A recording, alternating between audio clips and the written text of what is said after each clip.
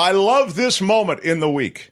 It means we get to talk movies with a guy who has written about movies and been on the radio about movies for decades now. Whoa. Well, hasn't it been decades or not? I think it's been a minute. That's about all I'm sorry, I'll but say. you're still youthful. Don't get me wrong. He comes and goes on a rainbow.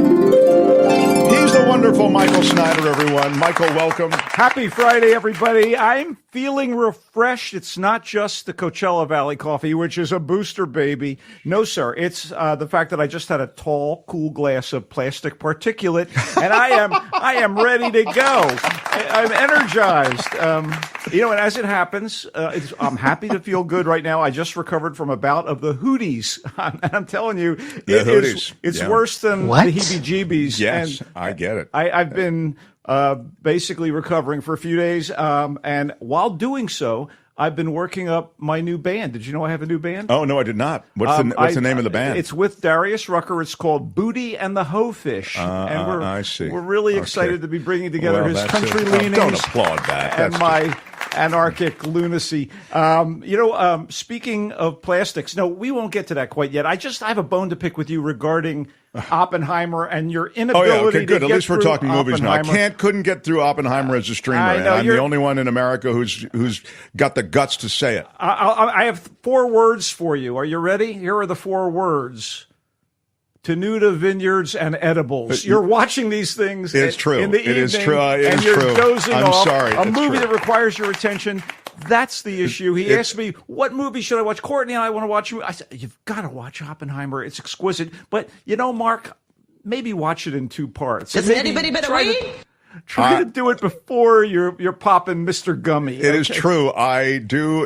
I work hard all day, and I just do at night. I like the Tenuta wine, and I also like the edibles. So you're right. Yeah, okay. I'll take another crack on it. But honestly, Michael, I believe that they could have, truly trimmed a bunch out of the first hour. See, I feel like you're self-editing every time you doze off because of the gummies and the Tenuta Vineyards wine. Maybe you're right. You could be right. Anyway, I saw The Holdovers last night, and I really liked it. As I encouraged you to Alexander do, Payne's movie. Oh my God. I watched it. And it was really good. Right here on the Mark Thompson show a couple months ago, I said it would be a sin if Divine Joy Randolph didn't get every accolade for her performance in a supporting role in The Holdovers. And even though I sneer at the Golden Globes and most award shows, I am delighted that Ms. Randolph was acknowledged. And if you don't know who she is, she's the sassy detective on Only Murders in the Building. But she has so much more range. Oh, my God. In The Holdovers. That was an elegant performance almost. It was so deftly done. And something you said, accolade, that was it. Gets a ding. Go ahead. You're telling me you're not going to ding yourself for deftly? Come on, deftly, buddy. Okay, right. All right. Anyway, again, getting back to plastics. Remember Mean Girls? Do you remember the movie Mean Girls? Sure. From 2004. The plastics were the highly elevated clique of queen bees that, young Katie is aspired to join or is, invited to join. And I'm going to say in no way, shape, or form is this current movie of the 2017 musical comedy version of the terrifically funny, fresh, and of the moment, and that moment was 2004, teen comedy Mean Girls, as good as the original. In no way is it as good as the first film, which, has incidental music, but no songs or, major kind of production numbers. And, it's probably not as good as seeing the musical live on Broadway when it debuted. I got good notices, and it was, I guess, fun to see it in person. There are some okay songs in the musical and the production numbers, which are performed by a very enthusiastic cast in the movie with a goodly portion of representation, which is important, more so than the original film.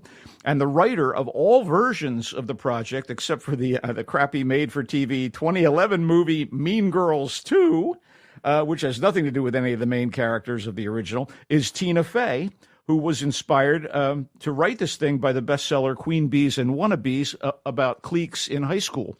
And Tina does come up with a few new and amusing 2020s era quips here and there in the new version, some courtesy of the tech updates since the early 2000s, like TikTok jokes, right? I see. You wouldn't have made them back in 2004. Sure. Right. So okay. but the best dialogue and setups are recycled or refurbished from the proto Mean Girls, the Mean Girls, if you will. So we've seen and heard much of this before, and it was a jolt and more laughs the first time around. Plus, as lively, energetic, and talented as the new cast is, Angourie Rice as the winsome new girl in school, Katie Heron is a delight, and Renee Rapp as the school's reigning queen bee, and Mean Girl clique leader Regina George is absolutely stunning, and in fact, she played the role on Broadway. Despite all that, I'll be straight up with you, man. You also, by the way, let me point out, you also get the return or rerun of Tim Meadows as the high school's principal and Faye herself as a frazzled teacher and advisor from the first film. But Rachel McAdams as Regina and Lindsay Lohan as Katie were so dazzling in the original that they set a pretty high bar. So one of my colleagues said, oh, it's like a Xerox of a Xerox of a Xerox. You kind of lose clarity a little bit, but I won't go that far. You do have a really good supporting work from Jenna Fisher, Busy Phillips. Jenna Fisher plays Katie's mom. Busy Phillips plays Regina's mom. John Hamm and Ashley Park, the wonderful Broadway star who elevates every episode of Emily in Paris. I love Ashley Park. They are also on board in very small roles comparatively, and there is a notable callback cameo that I won't reveal, spoilers. And directors Samantha Jane and Arturo Perez Jr. do keep things rolling. This is not a bad film. It's pretty good, but, you're going to always compare it to the original, and it just falls short of that. So if you're a big fan of the original movie, you may enjoy this or you may look upon it with disdain. But I thought Mean Girls was pretty good, just not, at all as startling and wonderful as the first film, which, by the way, you can watch streaming, and boy, oh boy, it's so much fun. And it's a little bit of a period piece at this point. Yeah, you seem to have really liked the first one more, but is this a throwaway or are you? No, it's okay. You seem like it's okay. Right? It's just all right. All right, you spent a lot of time on it. You want to move on? I would love to. One of my favorite skits on the old SCTV sketch comedy show was Farm Film Report. Do you remember that? Joe Flaherty and John Candy play Big Jim McBob and Billy Sol Hurok, which is a very funny name if you know who Sol Hurok is. Anyway, there are a couple of rubes who review movies and are especially fond of ones that feature stuff, and I'll quote here, blowing up real good. And one of the gags involved them exhorting a celebrity guest to blow up while they're being interviewed. You're always waiting for the big explosion. Exhorting.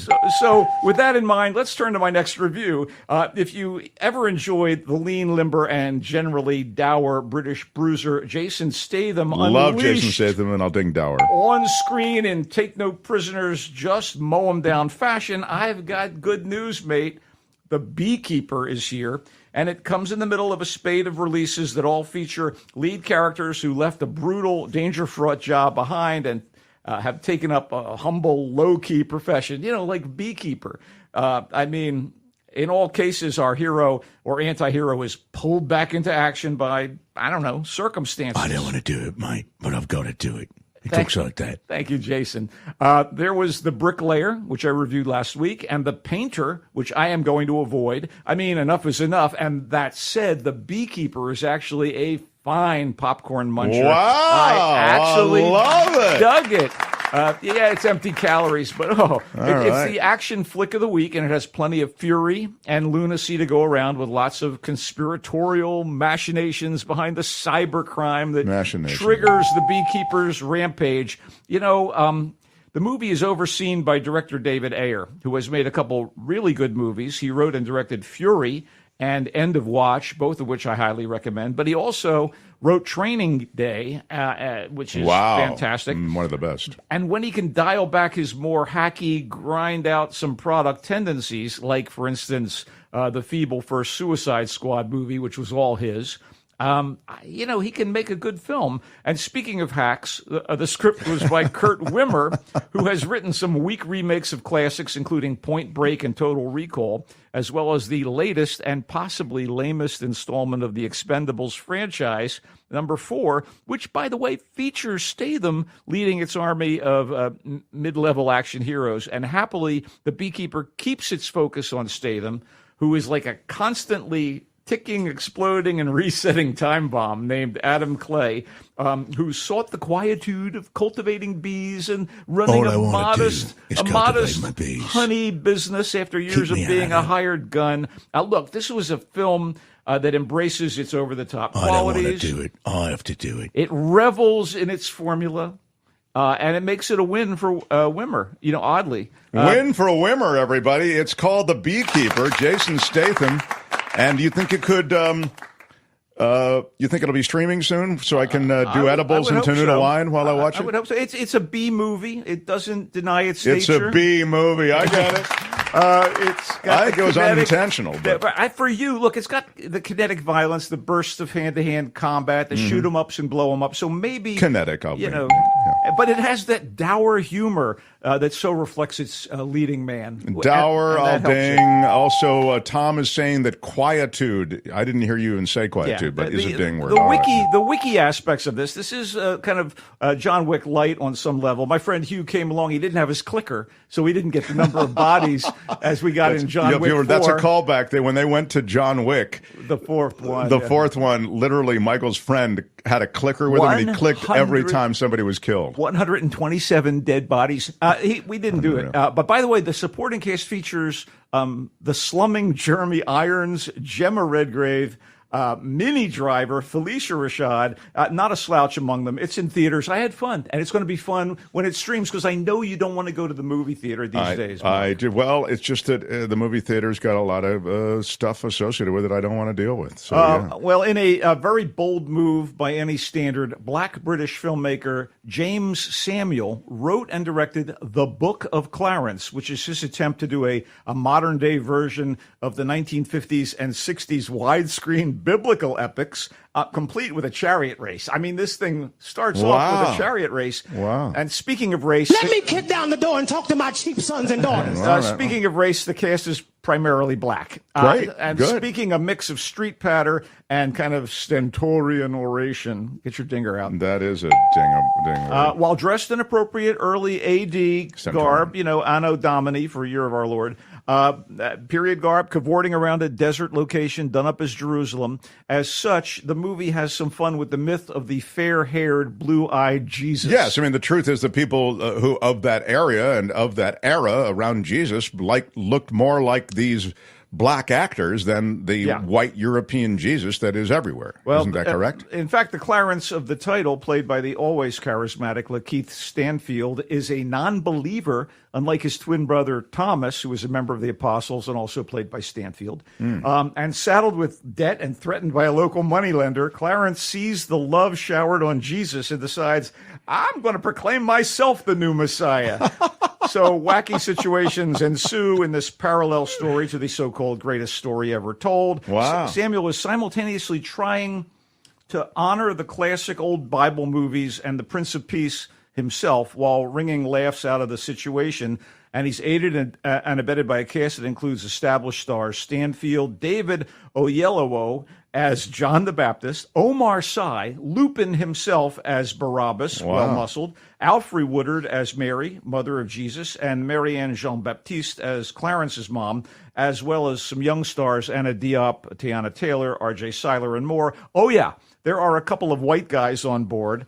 James McAvoy as Pontius Pilate. Wow. And Benedict Cumberbatch, and I won't reveal who he is, but they are not too shabby in the thespian game. Some of the gags fall flat, and Samuel's anachronistic elements don't always make sense. But Abetted is a ding word and anachronistic is a ding. But more often than not, the homage paid to the venerable biblical flicks has wit and power, and little touches like the title cards that seem straight out of Ben-Hur are pretty cool. I give The Book of Clarence an A for ambition, a B for bravura, and a C for coherence. On occasion, I was even delighted. Other times, coherence. Yeah, other times I was like, for or what the F. But altogether, The Book of Clarence gets a passing grade from me. It's in theaters. Venerable is a ding word. I wanted to ask you, though, a lot of people are saying in the chat, is this Life of Brian? I mean, is it a little Life of Brian-y from Monty Python? It feels like it's sort of... it's not as absurd. It's funky. Okay. And in that regard, and it does have, like I said, kind of modern patter mixed in with the usual thee and thou and all the rest of that. I think I might go to I think I would like to go to the theater to see this. I love this idea. If you do, go to a Magic Johnson theater. I think it's going to be a lot more fun in an inner city area because it will be a berserk experience. Yeah. In a good way. In a good way. I really am looking forward to this. You liked it. Okay, I good. did. One more quick film review, if you don't mind. Please. Self-Reliance is the first feature film to be directed by the comedic actor Jake Johnson, who also wrote the script, and it's not bad. In fact, it's okay, although it does run out of steam in the third act. So Johnson is probably best known as one of the male leads on the Zooey Deschanel sitcom New Girl. He was the schlubby nice guy who was the long, unrequited, perfect match for Zoe's Jess character. And spoiler alert, the guy who ends up in a romantic relationship with her by the finale of the series. Unrequited. In Self-Reliance, he again plays an unkempt guy, although in this case, his character, who happens to be named Tommy, is trapped in a stultifyingly dull job. Stultifyingly. Has been unlucky in love, lives at home with his mother, is regularly berated by his two sisters, and pitied by his brother-in-law. And one day, a limo pulls up next to Tommy as he's walking down the street. In the back seat is actor Andy Samberg playing himself. And he invites Tommy inside the car and then offers Tommy I guess you'd call it the chance of a lifetime. Participate in a dark web reality TV show that features people trying to kill you for 30 days. And if you survive, you win $1 million. So you don't know who's a potential assassin. But the rules say that if you're in the close company of someone else, you're safe from harm. So Tommy has to find anyone to be with him 24/7 to stay alive. And he has a hostile family and no friends to speak of. So he goes online, and that opens the door for Anna Kendrick's character, who is recruited by Tommy with his online ad. But is she friend or possible romantic interest or foe? Maybe she's one of the killers on his tail. And underlying this whole shebang is the question of whether or not the game is legit. As I said before, kind of loses its way by the end, but Self-Reliance is not what I'd call great cinema. On the other hand, the ever-likable Johnson and Kendrick have totally great chemistry, and there are some amusing moments throughout, as well as kind of implicit commentary on the vapidity and self-deprecation of reality TV. You also get Christopher Lloyd in a supporting role. Wow. It's okay. In theaters and streaming on demand via various platforms, it's called Self-Reliance. Wow. Well, we have certainly visited a lot here, Michael Snyder. You have more than distinguished yourself. Thank you. Thank you, old bean. Mean Girls was the first one that he discussed. And Mean Girls, speaking of first one, he says the first Mean Girls was better than this one, although this isn't awful. No, it's better. It's good. It's just you're comparing it to something that set a standard. So maybe check it out. Yeah. The Beekeeper with Jason Statham. He liked it. In this series of movies with names like The Beekeeper and the painter, the bricklayer. Yeah, he likes The Beekeeper. Someone recommended The Baker with Steven Seagal putting your buns in the oven or something. I don't remember what the premise was, but no. It's time to take the oven mitts off. Right. And settle a score. The Beekeeper, he likes, though he wants to remind you that it is a B movie, meaning it's just a popcorn movie. I think there's a big buzz on this film. All right. The Beekeeper, Jason Statham. The Book of Clarence, which is the reimagining of a biblical tale, the origin story, Jesus and Beyond. I think it sounds super interesting. Michael liked it, and there are a lot of really good actors who you will recognize in this movie. Yeah, it's the most adventurous of the four films. The Book of Clarence is the one I want to see, but it's not the last one. The last one he reviewed is Self-Reliance. Anna Kendrick, Jake Johnson, Andy Samberg. He likes the concept. He felt it didn't finish strongly, but he likes the first 2/3 of the film is what I enjoyed the ride to a point. Yeah. So I feel you've acquitted yourself quite admirably today. Thank you. Thank you. That's the best of the best, buddy. That really is good. Now, next week, do you want to give us a peek at what you might be reviewing next week? Well, it is January, which means things are pretty feeble. We may have some foreign films. Some Are you indie also stuff. going to look at this Clive Owen performance of Sam Spade? I am so excited about this.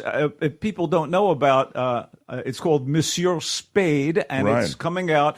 It's a streaming series, Right. and it features the great Clive Owen as the 60-year-old Sam Spade who has left San Francisco. And this is 20 years after the end of the Maltese Falcon, and he's moved to the south of France. But danger and mystery have followed him there. Or, I don't know, are they there waiting for him? I'm excited about it. excited to see it. Monsieur Spade, that's it. Thank you. You can see it there, playing the great Detective Sam Spade. I think Clive Owen is one of the great actors of his generation. I think he's brilliant. He was wonderful in Children of Men, for instance, the Yes. dystopian I sci-fi liked him movie. in Closer, with Jude Law. Julia Roberts, I think, was in that, and I saw it on stage on Broadway. Also, he was brilliant in that version of it. And I've always liked him. In most of the things I've seen him in. They talked about him as James Bond for a while, and then that kind of melted away. But I think he would have been great, no matter what he does. I think he's just brilliant. So I can't wait to hear your review on that. Michael, go drink some Coachella Valley coffee. He comes and goes on a rainbow, and he writes in the Marina Times. Check him out, the great Michael Snyder. I'm wired, baby.